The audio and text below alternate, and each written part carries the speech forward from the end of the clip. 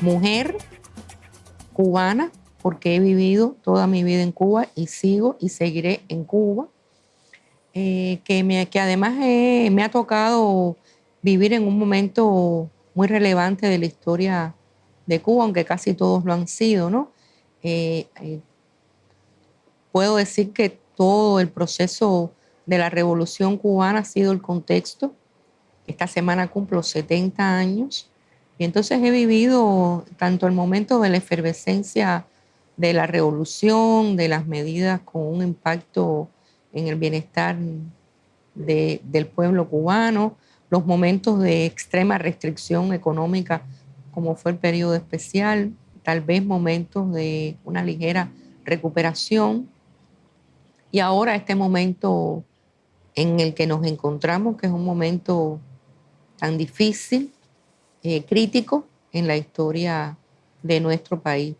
En todos ellos los he vivido como mujer, con todo lo que significa eso, por las demandas que tenemos las mujeres, no solo desde el punto de vista profesional, social, sino también demandas que vienen de los roles en los que aún continuamos desempeñando con mucha responsabilidad en la familia, como madre, como abuela, en este caso también.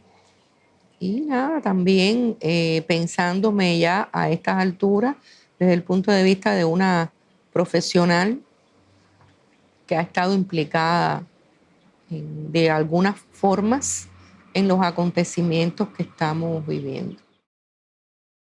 Cuando uno se dedica a la investigación social, tiene delante de sí muchas posibilidades en cuanto a la selección de un área temática, un área de conocimientos. A veces no es una elección profesional que resulte directamente de la propia persona. A veces son demandas que se nos colocan ante nosotros. Yo puedo decir que tuve la posibilidad de elegir los temas a los cuales me dedico y que de una manera directa o indirecta el contexto en el cual me desarrollé han influido en ello.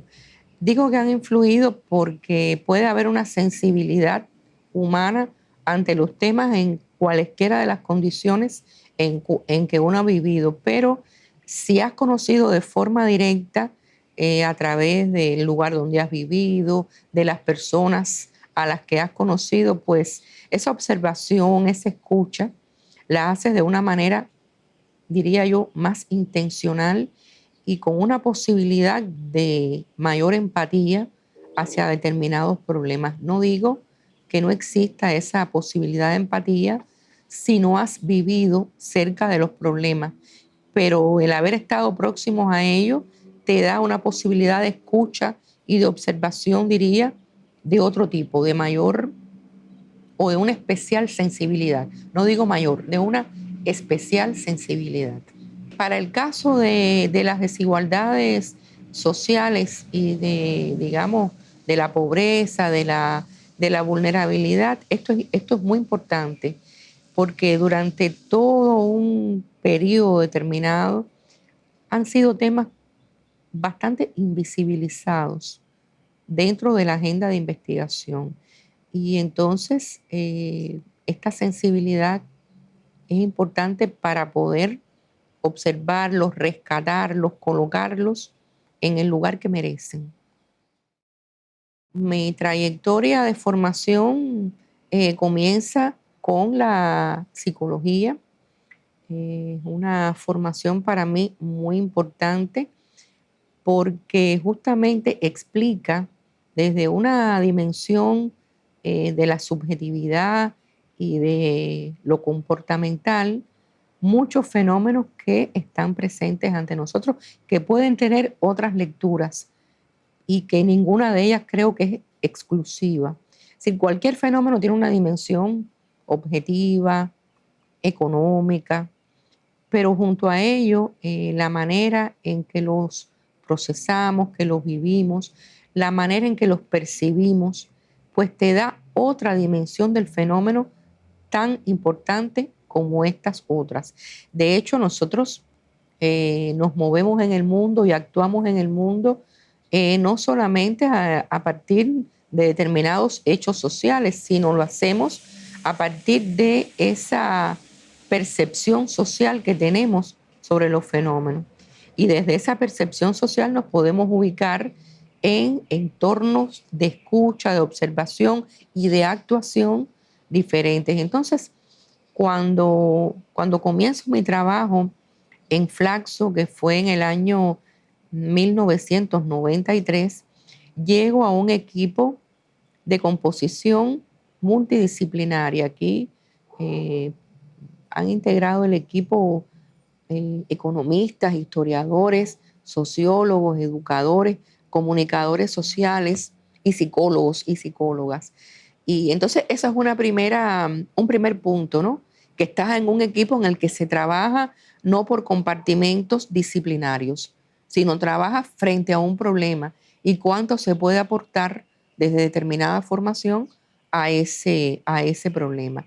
De hecho, los estudios de maestría que se realizan aquí parten de esa mirada al desarrollo social desde una perspectiva multidimensional.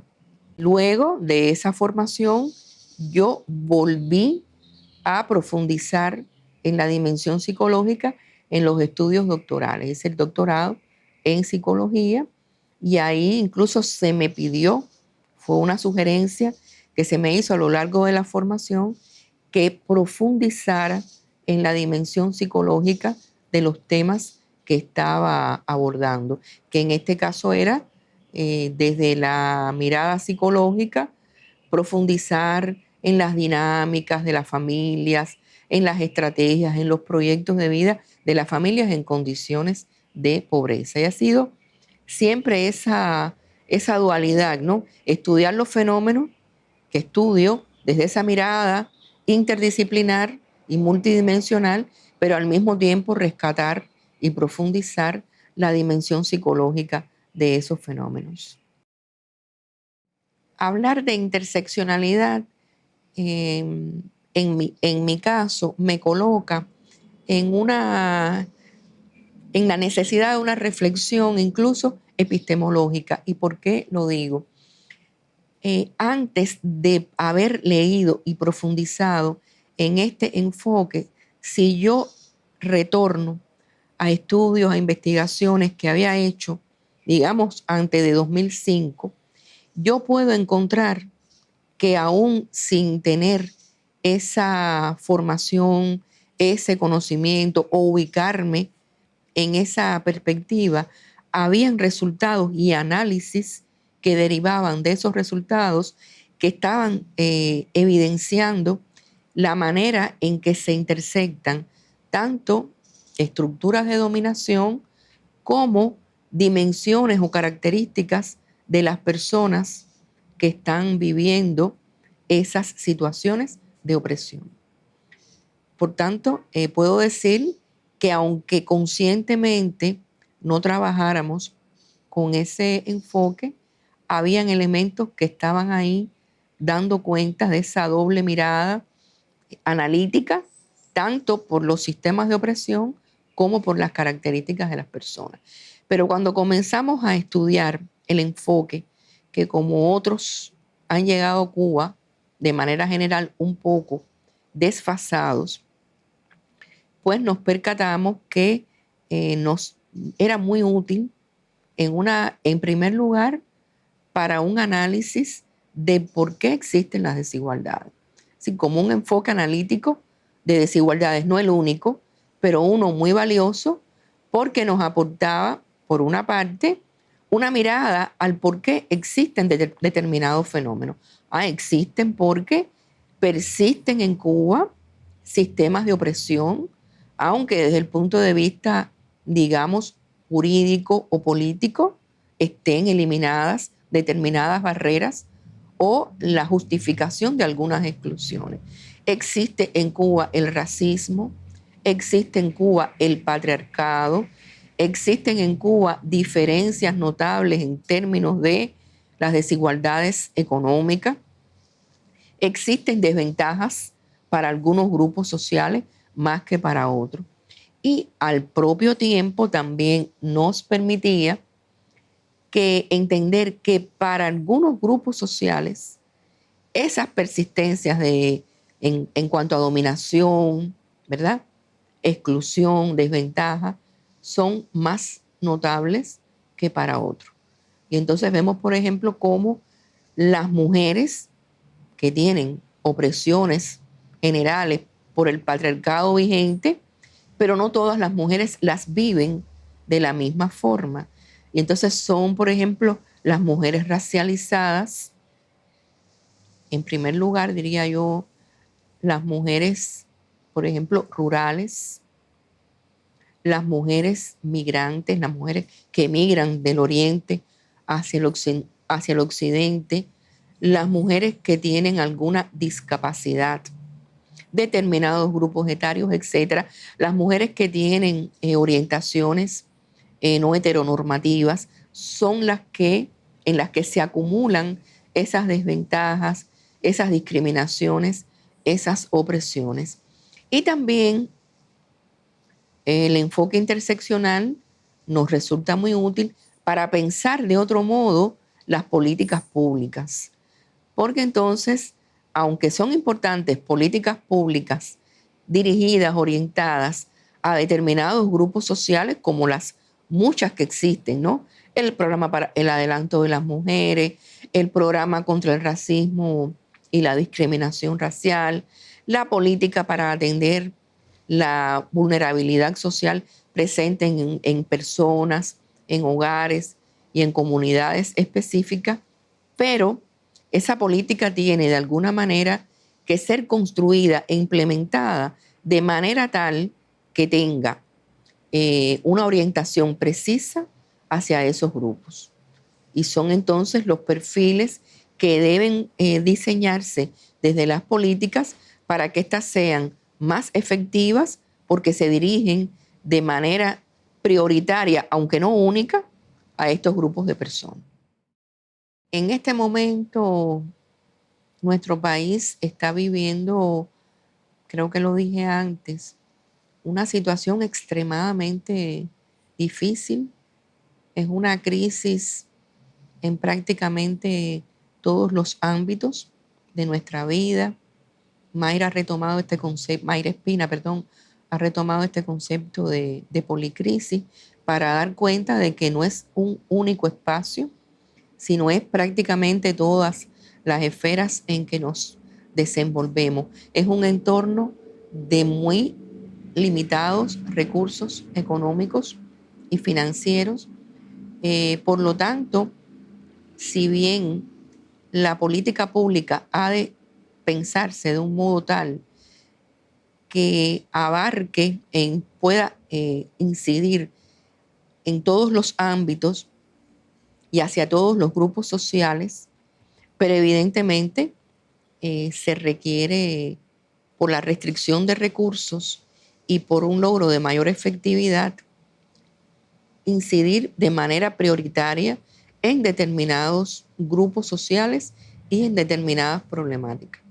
Y es por eso que se ha enfocado, por ejemplo, en grupos o en sectores vulnerables de la población, diferentes perfiles de vulnerabilidad que han sido bien estudiados desde la academia, y la propuesta ha sido incidir de manera prioritaria en ellos, en las mujeres, porque sobre ellas recae un gran costo de la crisis y más todos los problemas que conocemos que les afectan a ellas en particular, en las poblaciones racializadas, porque históricamente han tenido estos problemas y porque además tienen puntos de partida inferiores para poder aprovechar algunas ventajas en cuanto a opciones de nuevos emprendimientos económicos, nuevos actores económicos, nuevos espacios, pero tienen un punto de partida inferior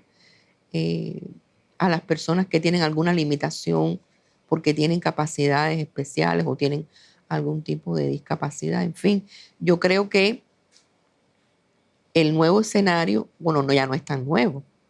El escenario que vivimos requiere de esa mirada amplia para todo el país, porque todo el país la vive. Un ejemplo es el tema electroenergético, digamos, las limitaciones que tiene nuestro sistema de salud y nuestro sistema de salud, educativo en sentido general, pero también requiere mirar de manera particular a determinados sectores. Tal vez sea los estudios sobre desigualdades, las desigualdades y la pobreza, uno de los emergentes temáticos del momento que estamos viviendo, y eso tiene toda una lógica, porque en realidad cualquier mirada que se dé a la sociedad nos está arrojando primero que hay un espectro de desigualdades que se ha incrementado notablemente. No tenemos las estadísticas para decir cuánto se ha concentrado el ingreso en cuanto a distribución del mismo en la población, pero a la observación es altamente evidente por las posibilidades diferentes de consumo, de hábitat, de vivienda, de negocios privados, de opciones que están vedadas para unos y que son amplias para otros. Y en cuanto a la pobreza, que es digamos, el concepto que yo he trabajado, más allá de que he participado en otros espacios y en propuestas de políticas en los cuales se utiliza el término vulnerabilidad. Pero he defendido la idea de que estamos frente a dos conceptos diferentes. Cada uno tiene un aporte sustancial a los estudios sociales. Hablar de pobreza nos coloca en esa mirada a determinadas condiciones de vida en cuanto a ingresos, en cuanto a consumo, en cuanto a condiciones de vida que son inferiores y que además son insuficientes para disfrutar de una calidad de vida adecuada, mirándola incluso desde una perspectiva multidimensional, no solo mirándola como insuficiencia pura de ingresos, sino también insuficiencia en cuanto a condiciones de vida, precariedad de vida en todos los sentidos.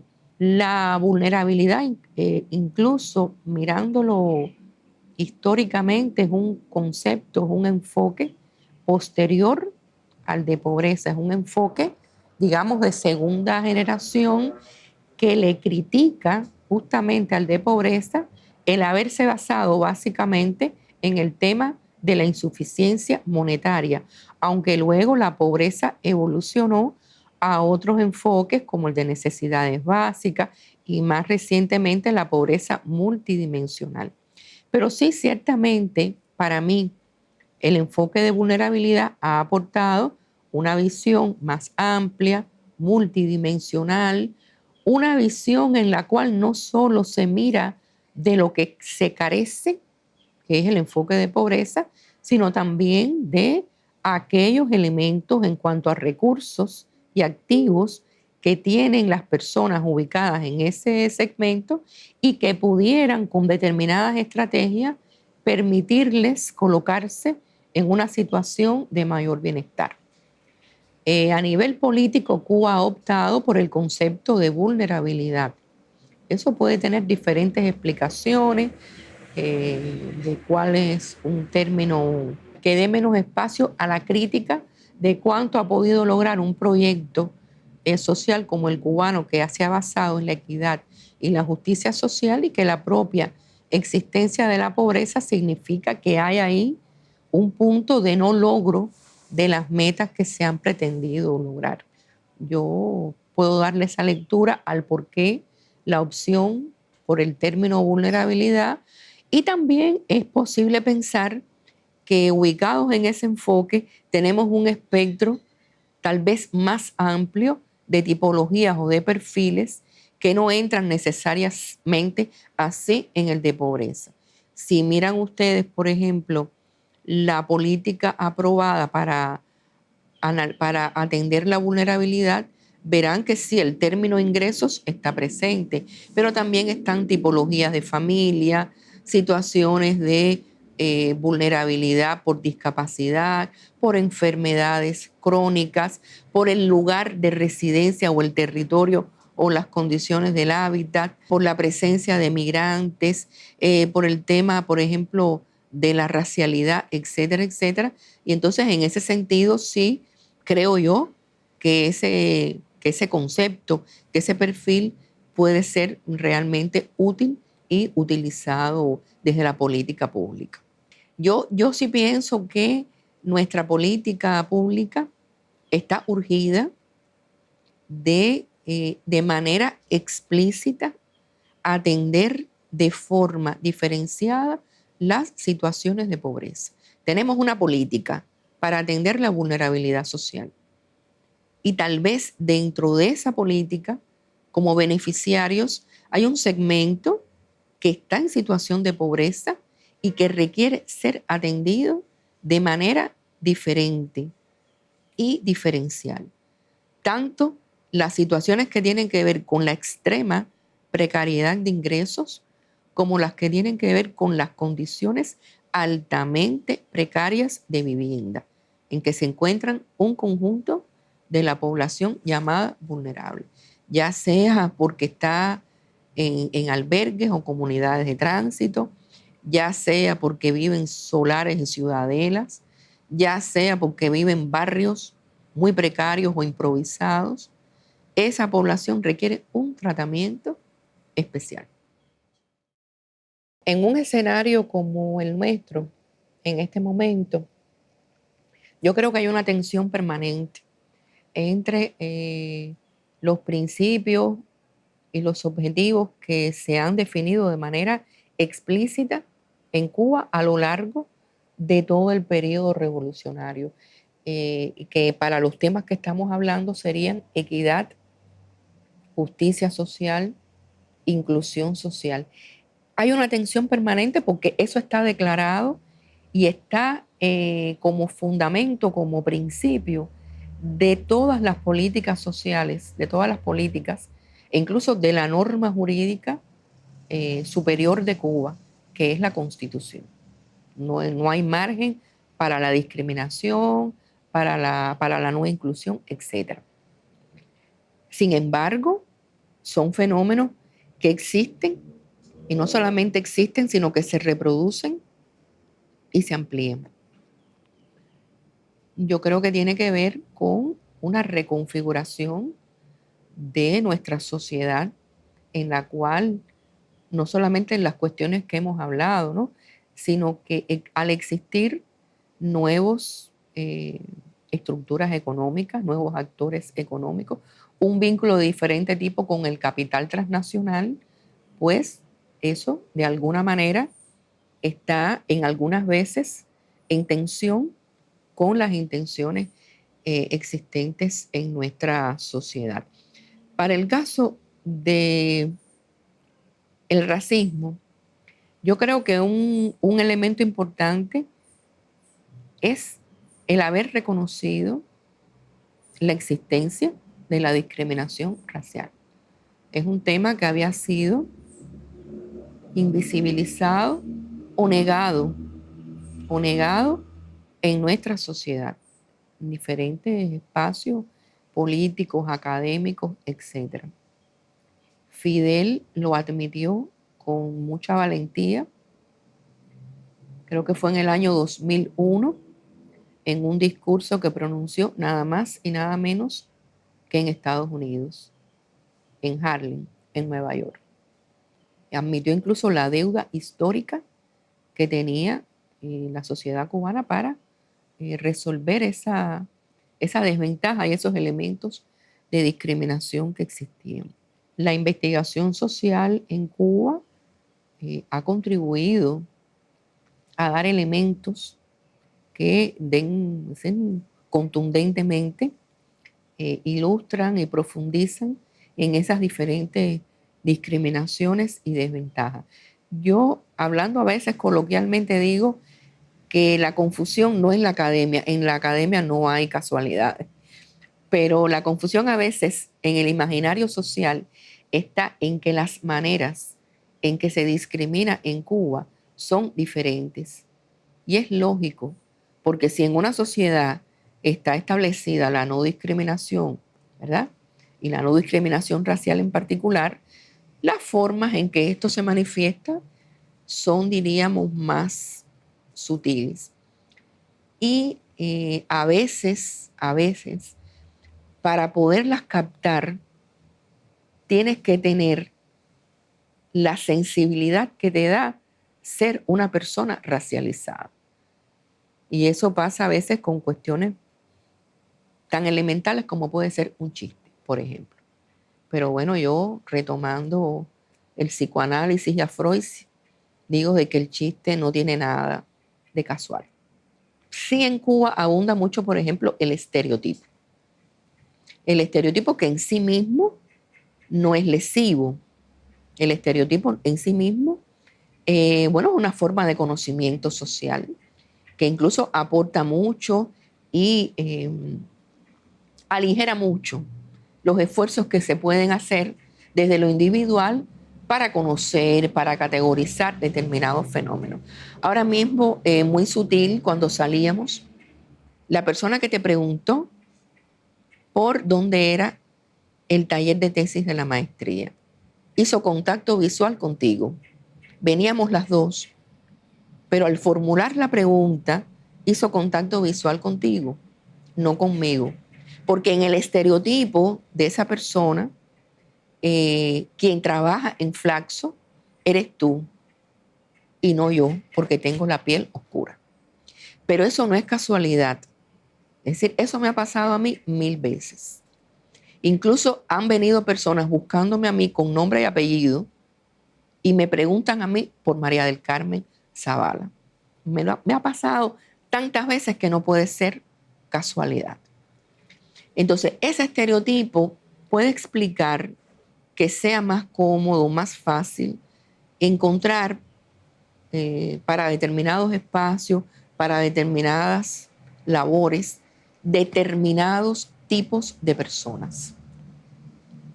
Y ahí cuando el estereotipo se conecta con el prejuicio, sí estamos frente a un proceso mucho más negativo, mucho más lesivo, porque entonces si yo pienso que una persona por determinadas características de género, raciales y físicas puede ser más apropiada o puede tener mejores resultados que esta otra que no los tiene, entonces sí estamos realmente frente a un problema.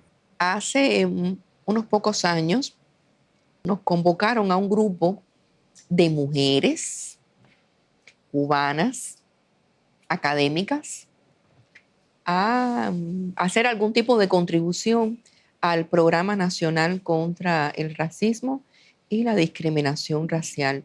Y trabajamos ahí fuerte, trabajamos las profesoras Mayra Espina, Heidi Fundora, Ileana Núñez, en complementar esa manera de atender el fenómeno y propusimos un enfoque integral y afirmativo para la implementación de ese programa. ¿Por qué integral? Porque el fenómeno es tan complejo que no se agota con una única mirada o un solo tipo de actuación.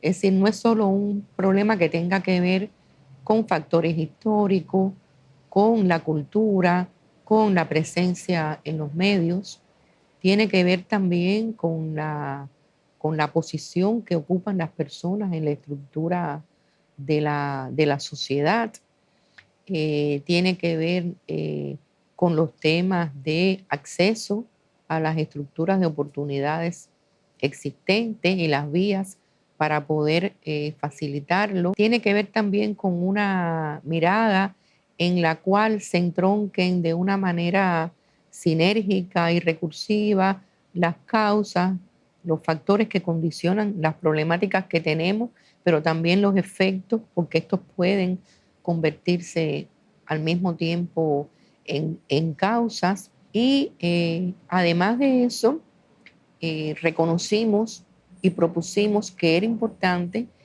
que las poblaciones racializadas no solamente fueran objeto de la política, sino que tuvieran un tratamiento preferencial, que por tanto esas políticas afirmativas de las que hemos oído en otros espacios, que pudieran incorporarse al programa.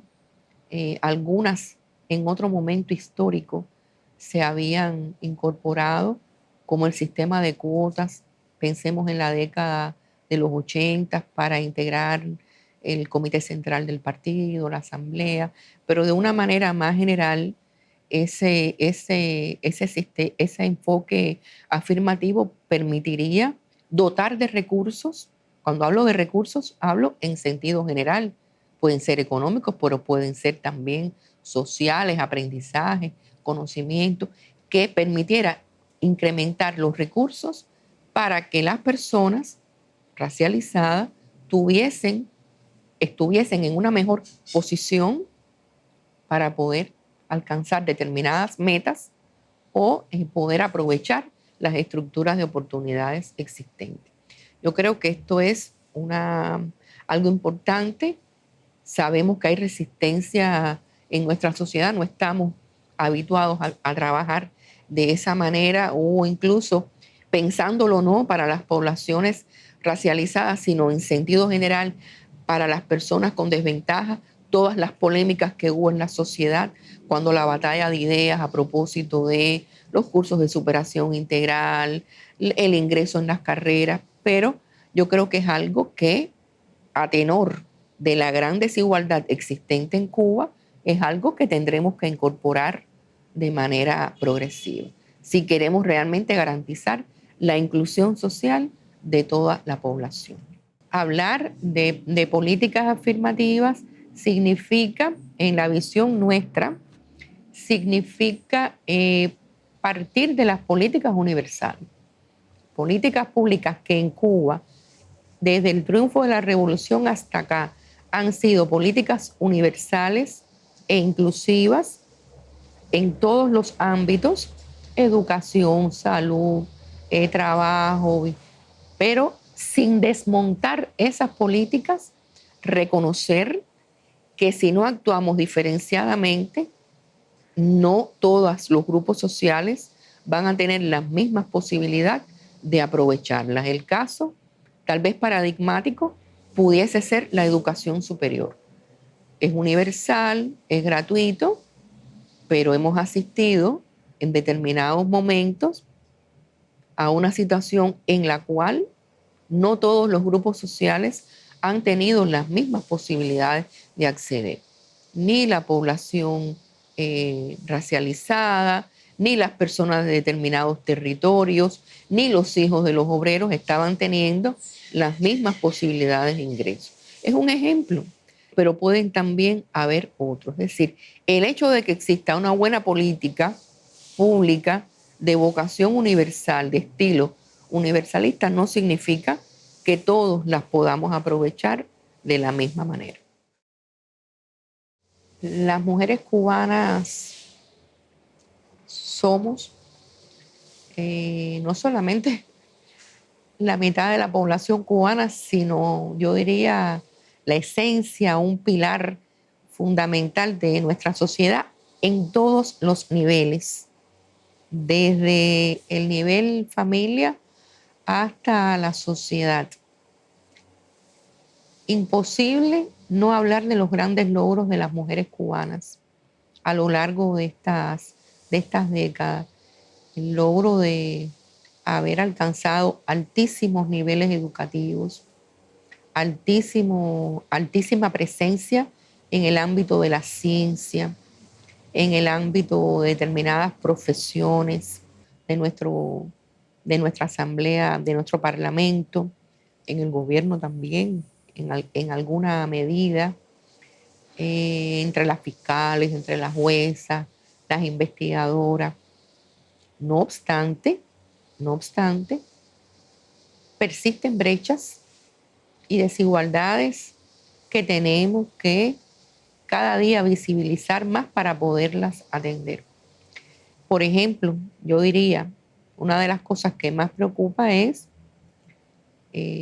la pérdida, la disminución de la presencia de la mujer cubana en el empleo formal. Ha habido una involución importante. Estamos lejos de alcanzar las metas a las que nos habíamos propuesto y hay que darle una mirada al por qué eso está ocurriendo. Es un tema de las dificultades de la vida cotidiana, es un tema de remuneración, es un tema de incremento del machismo, porque a veces es por elección propia. Ese es un tema al que hay que darle seguimiento. Otro problema importante es el incremento de la violencia contra la mujer. La violencia de todo tipo, desde la violencia psicológica hasta la que ocurre en determinados espacios, llegando hasta las formas más cruentas como la violencia física, el feminicidio, y que a veces nos preguntamos si es porque se visibiliza más en las redes ahora, pero es altamente preocupante ese problema. Hablar también de los problemas de la mujer me lleva a pensar no solamente en ese segmento que tal vez no está incorporado al empleo, que tal vez no está presente en otras problemáticas, digamos, como la propia violencia, sino zonas un poquito más invisibilizadas. Diría, por ejemplo, el trabajo informal femenino, que lo vemos a diario en nuestras calles y que nos hace pensar en los niveles de vulnerabilidad que tienen esas mujeres y los niveles de desprotección tan altos. Para mí, una evidencia de esto fue la pandemia, donde este grupo pues no tuvo una protección social eh, similar al de otros grupos de mujeres y de mujeres trabajadoras. Me hace pensar también en algunos grupos de mujeres que pudieran ser hasta exponentes de la más absoluta emancipación y de logro, y sin embargo a un altísimo costo personal, porque a la par de esos alcances están expuestas y sufren todos los problemas que tenemos en la vida cotidiana, que no hay del no transporte, de no electricidad, de solucionar el tema de la alimentación familiar, de todas las problemáticas con el abasto de agua, y a veces nos sorprendemos, estamos hablando de un grupo de académicas, son ellas doctoras, son profesoras, son investigadoras, y el tema recurrente es este justamente. Todo lo que hay que sufrir en nuestras vidas cotidianas, en nuestros espacios familiares, y a pesar de todo, como diría Galileo, y se mueve, ¿no? A pesar de todo, seguimos trabajando, seguimos aportando, pero el costo es extraordinario. Cuando hemos investigado familias en situación de pobreza, eh, jefas de hogares monoparentales femeninos, o hemos participado de grupos de mujeres, grupos focales en los cuales se conversan de estos temas, hemos identificado diferentes mecanismos que son comunes en estas situaciones. Hay uno que yo creo que es importante, tal vez general, que es el tema de la formación. Retomo el tema de que el acceso universal a la política pública no garantiza un logro similar en todos los grupos sociales. Muchas de estas mujeres, a pesar de las oportunidades, no han logrado realizar estudios u obtener un nivel de capacitación técnica que les permita poder eh, desempeñar determinadas labores a través de las cuales puedan recibir, tal vez en otro momento, no ahora, que el salario realmente no satisface en absoluto las necesidades de las personas, pero haber recibido una mejor remuneración, una mayor protección social, un mayor reconocimiento e incluso más que les permita tener herramientas sociales, psicológicas, para enfrentar los problemas en su vida personal. Entre ellos, los temas de violencia, por ejemplo, educar mejor a sus hijos para que puedan lograr tal vez cuestiones que ellas no pudieron lograr. Este tema de la formación nos ha parecido como algo común en el devenir de estas mujeres y no de ellas en específico, sino que cuando se intenta estudiar cómo a través de las generaciones se han manifestado estos problemas, vemos que no es un problema específico de estas mujeres, sino que ha estado presente a lo largo de las generaciones. Por eso hablamos de fenómenos de transmisión generacional, por línea familiar, etc. Claro, esto también abarca otros elementos. Yo diría, por ejemplo, en el plano objetivo, el tema de la vivienda es recurrente. Y eso tal vez tenga una explicación porque en Cuba es muy, pero muy difícil darle solución autónoma a este asunto. Es decir, ahora, desde que se aprobó la compraventa y hay un mercado inmobiliario, existe esa posibilidad. Claro, inaccesible para estos grupos de personas con los que trabajamos. Pero antes era totalmente imposible si no es por la vía de una solución estatal dirigida a este tema. El asunto también de la maternidad adolescente es algo presente en muchas de estas mujeres. Es decir, son mujeres que tuvieron un emparejamiento temprano, sin haber concluido estudios, sin tener autonomía, lo cual es proclive entonces a los temas de violencia. Un emparejamiento temprano, a veces con figuras que tienen mayor edad, de la cual son dependientes, y esto explica fenómenos de violencia. Pero también explica que son mujeres que luego no pudieron retomar la vía de su formación. Y entonces es como un círculo, ¿no? Cuando comienzan luego a intentar reconstruir ese camino del trabajo, del estudio, enfrentan muchos más obstáculos que otras mujeres. El tema de el emparejamiento también tiene otra lectura que hemos visto, y es que hay una inestabilidad luego de esa primera unión temprana, con muchas veces con una descendencia a una edad adolescente. Eso explica muchas veces la inestabilidad en cuanto a las uniones de pareja.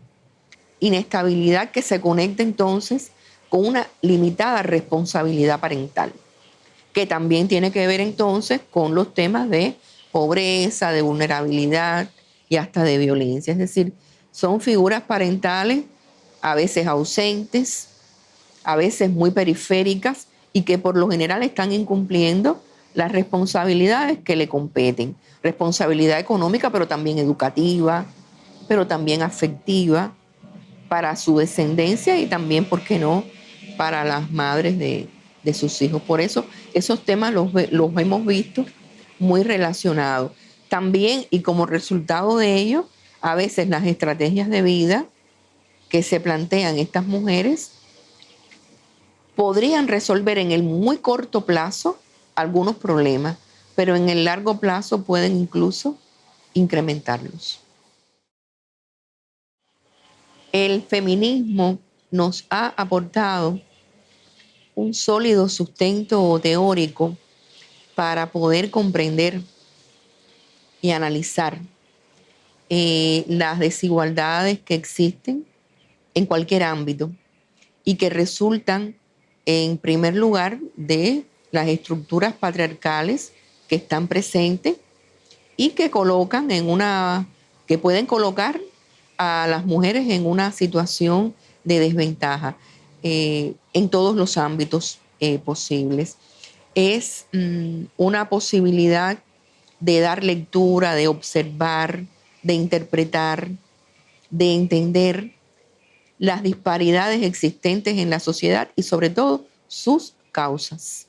Las causas tanto económicas, culturales, estructurales, existentes y para el caso cubano, la gran paradoja de poder discutir cómo, a pesar de que un proyecto social emancipatorio se haya propuesto, eliminar esos factores y esas causas profundas que sustentan la discriminación, pero que están presentes aún en la sociedad y se manifiestan de muchas maneras diversas. Es decir, la intelección de esas desigualdades no puede realizarse al margen de un pensamiento feminista, que entonces nos da un lente, un enfoque para en cualesquiera de las condiciones y situaciones en que estamos, poderle dar una mirada particular a la situación de las mujeres, a la situación de género y sobre todo en comparación con lo que ocurre en la sociedad y con los pares masculinos. Bueno, yo en la docencia he tenido también diferentes etapas.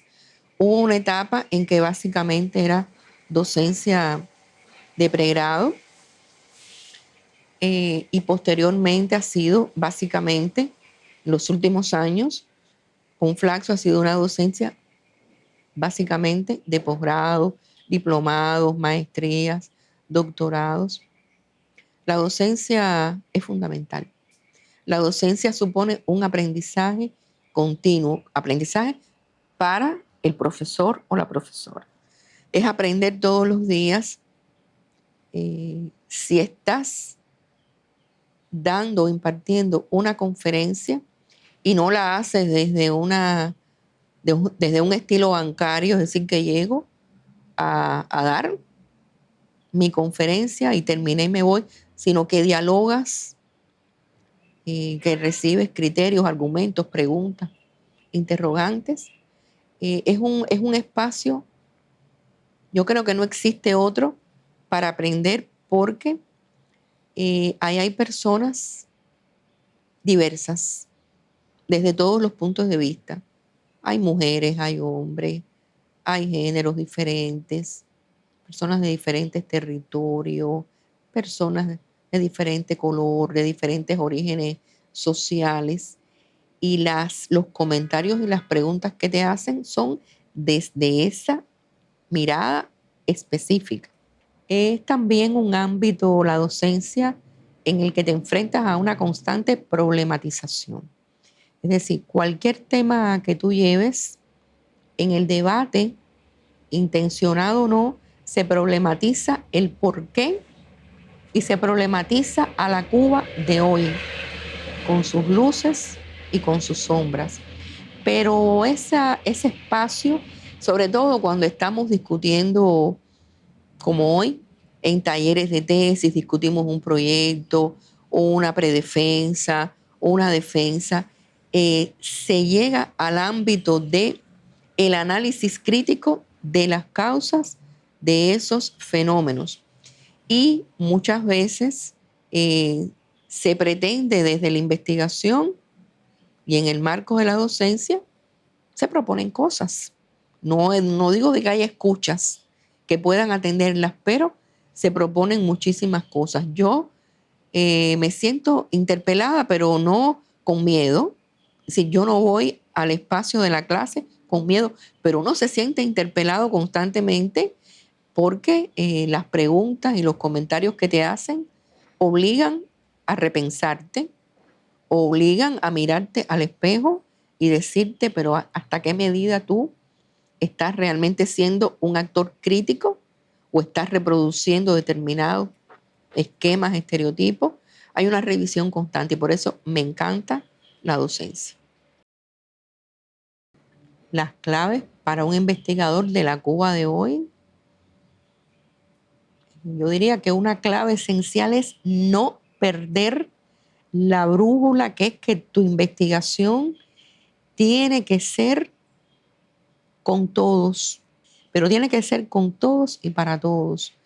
Tienes que mirar a todo tipo de personas, a todo tipo de espacios, de territorios. Tienes que caminar nuestra Cuba. Tienes que ir a los lugares, no solo a los bonitos, a los bellos. Tienes que ir a aquellos lugares feos, sucios, con todo tipo de personas que a veces incluso con los que no concuerdes. Tienes que escucharlos. Una clave entonces tiene que ser observar, lógico, observarlo todo, ampliando tu diapasón. Yo recuerdo un espacio hace unos años que diseñamos para discutir sobre el tema de las políticas para la equidad racial. E invitamos a académicos reconocidos del tema en Cuba e invitamos a representantes de espacios de decisión que tuviesen que ver con el tema. Pero después abrimos un canal virtual, para que las personas de Cuba, de cualquier lugar de Cuba y de determinadas organizaciones sociales de Cuba pudiesen hablar del tema. Y la amplificación de los temas y de los niveles de profundidad y sensibilidad con el tema fue notabilísimo. Y con esto quiero decir que ese espacio de escucha no puede estar limitado a determinados ámbitos, lugares y personas. Tiene que ser eh, tan amplio como es el caleidoscopio de la Cuba actual. Entonces te dije eso, observar, escuchar y dejo para lo último una clave, que es la clave, digamos, interpretativa. El momento de la comprensión, del análisis que se haga, tiene que ser un momento en el cual, aunque pase por un investigador específico o un colectivo de investigadores específicos, no puede dar la espalda a esas personas que te confiaron sus conocimientos, sus sentimientos, sus saberes, sus problemas. Y cuando traduzcas eso a lo que lo vayas a traducir, si es un texto, ahí tienen que estar reflejados esos problemas. Y si es una propuesta, como muchas veces nos convocan para hacer propuestas, tiene que ser con el corazón y la mente puestos en esas personas. No puedes olvidarte de ellas. Tiene que ser para mejorar la situación que ellas tienen, no para otra cosa. Porque no ocurre siempre, pero parecería que a veces estamos responsabilizando a las personas que viven los problemas con sus problemas. A veces incluso estamos hasta estigmatizándola y no puede ocurrir. Tiene que ser todo lo contrario. No me he sentido retada en el sentido de lo que digo o lo que escribo, de ponerle límites a eso, y he asumido esa responsabilidad como investigadora, que puede tener determinadas implicaciones, pero bueno, he asumido esa responsabilidad, aunque debo decir con mucha justeza que a lo largo del tiempo ha habido cambio en torno a la receptividad para la comprensión de determinados problemas. Ponía el ejemplo hace un ratico sobre el tema del racismo.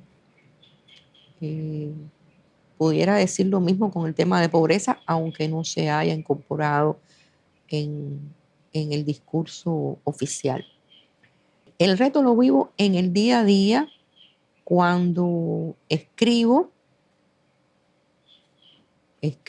o hablo para Cuba, pero también pensando que se pudiese utilizar o instrumentalizar eso que digo o escribo con otro propósito que no sea el mejoramiento humano aquí de la gente en mi país. Tal vez no me sé explicar mucho. Y también el reto lo vivo cuando nos convocan a espacios de formulación de políticas públicas,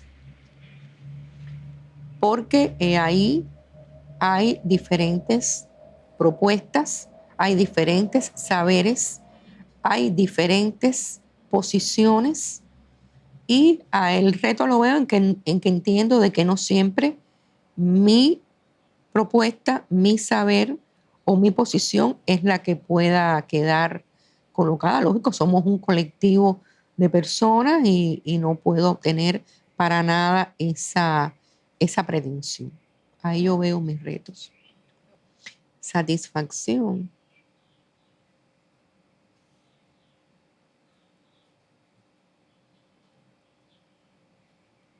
Bueno, yo no estoy totalmente satisfecha de lo alcanzado y no hablo en términos solamente individuales, ¿no? Estoy hablando como de investigación social. Pudiera decirlo, tal vez una satisfacción es que tener la oportunidad de dialogar y de presentar resultados de investigación, criterios, etcétera. Esa pudiera ser una satisfacción. No sé, tal vez, no quiero ser vanidosa, pero tal vez pudiese ser que lo que escribo, sé que algunas personas lo han leído y he tenido esa retroalimentación, que a veces es para bien, a veces me pueden hacer una observación, pero bueno, por lo menos. Pero satisfacción. Por ejemplo, cuando veo a personas a las que he acompañado en su investigación como tutora de una tesis sobre todo de maestría, de doctorado, y ver ese logro, eso para mí es una altísima satisfacción. Cuando ya por la edad que tengo he tenido la posibilidad de coordinar grupos, mi colectivo de investigación que es muy joven, o prácticamente, no casi todo, pero son personas muy jóvenes, y ver esos logros que alcanzan, que nos superan con creces, eso me llena de orgullo y de satisfacción también. En el ámbito personal, tener mi hijo, mi nieta, eso para mí es algo que no puedo expresar con palabras. A nivel personal, Flaxo es el centro que me acogió y que me dio la posibilidad de formarme desde una perspectiva, como dije al inicio, interdisciplinaria y muy comprometida con el desarrollo social de este país. Me acompañó, me acompaña en todo mi proceso de formación, cursos, diplomados, maestría, llegar a ser doctora, que me dio la posibilidad de haber constituido un área de investigación confiando en que esa área podía aportar a los estudios sobre desigualdades sociales y políticas de equidad. Es saliendo del ámbito académico que pudiera estar hablando una entrevista completa de todos los logros de Flaxo Cuba en el ámbito académico, pero al propio tiempo Flaxo es un colectivo desde el punto de vista humano inigualable. Basta que alguien de nuestro centro tenga un problema del tipo que sea para que eso levante la solidaridad, el acompañamiento. Basta un logro, por sencillo que sea, de un integrante del colectivo para que esto constituya un regocijo para todo nuestro centro. Es un colectivo además abierto siempre a hacer cosas nuevas, porque la ritualización en las instituciones nos lleva a malos caminos. Pero este colectivo, uno plantea una idea, por loca que pueda parecer, vamos a hacer esto, vamos, o no loca en el sentido, sino que a veces no están las condiciones o no hay recursos y se confía en la posibilidad de nuestro colectivo para poderlo llevar a cabo. Entonces, para mí realmente estoy en Flaxo desde el año 93, ya a tiempo completo, porque desde antes yo colaboraba con la institución, eh, éramos próximos en el edificio donde radicábamos, en el edificio Barona, y una de las profesoras fundadoras de Flaxo fue profesora mía durante la carrera de psicología y me invitaba, Beatriz Díaz, la doctora Beatriz Díaz, me invitó desde antes de yo formar parte de Flaxo a colaborar en varias actividades del centro y fui conociéndolo y por eso cuando me propusieron integrarme, yo soy Libra y dudo, pienso, me cuesta trabajo decidirme, eso no sé por qué, bueno sí, porque soy Libra, y aunque lo pensé y me demoré, pero al final decidí integrarme y no me arrepiento de haberlo hecho porque realmente hice una buena elección y he logrado poder llevar a cabo proyectos profesionales importantes ahí. Flaxo tiene un grupo de profesores fundadores, algunos ya no nos acompañan en nuestra plantilla, pero siguen formando parte del colectivo, y otro colectivo joven que viene como una locomotora, haciendo muchísimas cosas. Por tanto, repito, estoy muy feliz y muy satisfecha de estar en Flaxo. Bueno, yo no tengo vicios, creo que el café, un poquito de café, pero ya incluso. Pero sí la lectura, soy apasionada, estoy hablando de literatura, no de lo que tenemos que leer para trabajar.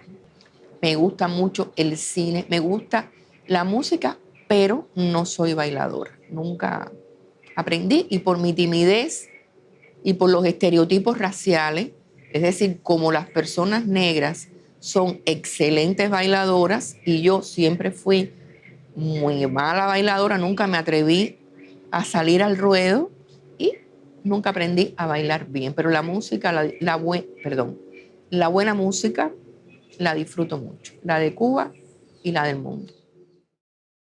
Cuando uno es madre, dice de que eso es un momento que no podrá ser superado por nada más. No estoy hablando de que sea un mandato de género ser madre, no quiero que me malinterpreten. Yo defiendo la autonomía corporal de la mujer y la decisión de tener o no tener hijos, y que su proyecto de vida puede no ser el tener hijos, y si los tiene, los que quiera, cuando quiera.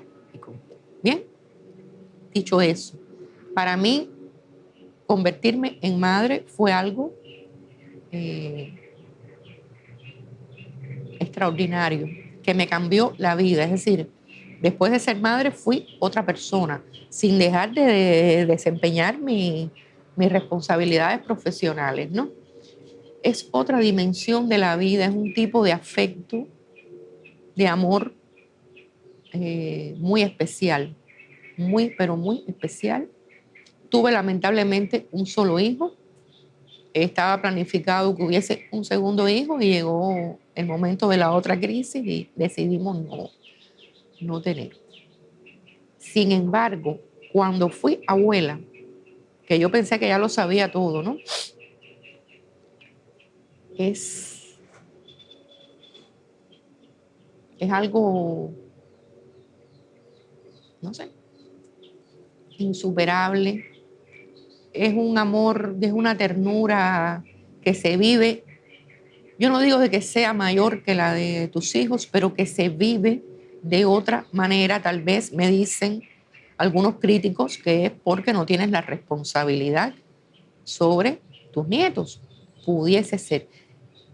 Pero es una ternura y es un amor muy grande. Que lo estoy viviendo también con muchas tensiones. La tensión, una primera tensión es que viví los 3 primeros años con mi nieta en casa y ya no está en casa. Y eso también implica, bueno, algunas cosas. Pero la segunda tensión es la vida y las preocupaciones en torno a cuál va a ser el futuro de mi nieta, que no viví con mi hijo.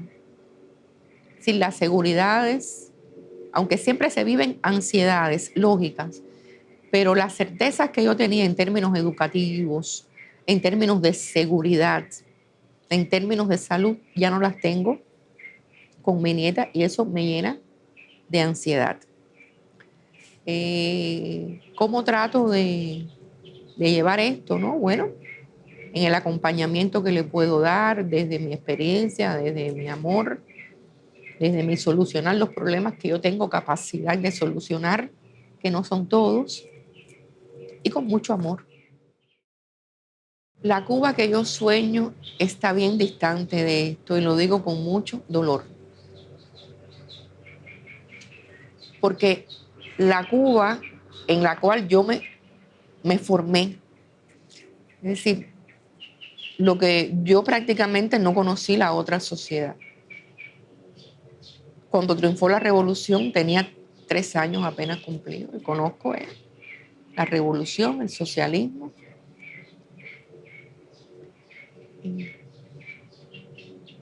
Viví los procesos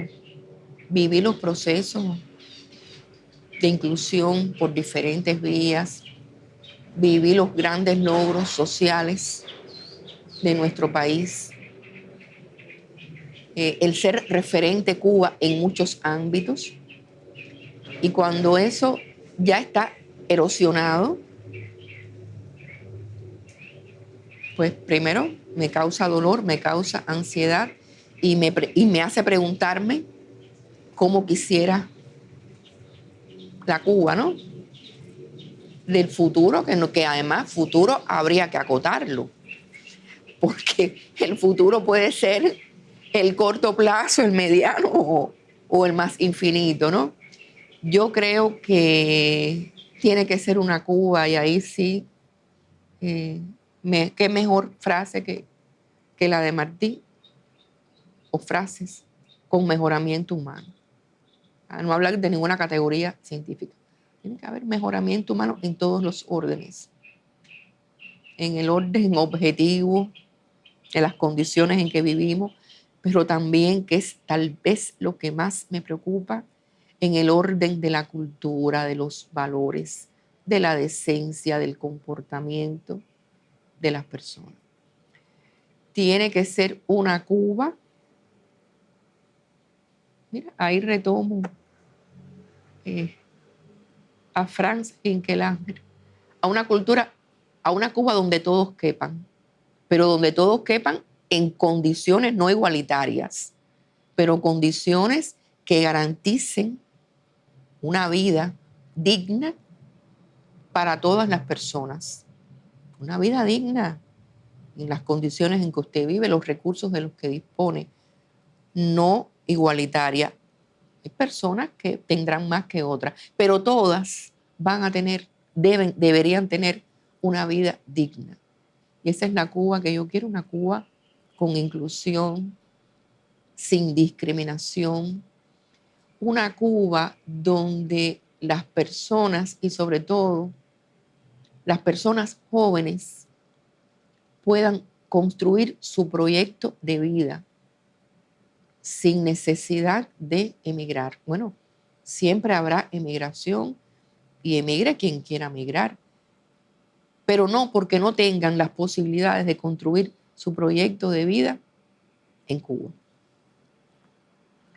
Una Cuba donde haya la posibilidad de que todas las personas puedan colocar sus propuestas, sus puntos de vista y todas sean escuchadas. Es decir, existen canales, hay diálogos ahora para el Código de Trabajo, para la Constitución. En momentos determinados se han hecho importantísimos procesos de consulta popular en nuestro país. Pero yo estoy hablando como mecanismo habitual, ordinario en el sentido ese de lo habitual, ¿no? Esa Cuba también yo creo que es importante llegar a tenerla, donde haya felicidad, donde en el rostro de la gente, en el día a día, tú veas felicidad por vivir en Cuba y que vamos a enfrentar los problemas que tenemos con felicidad. Esa es la Cuba que yo quiero.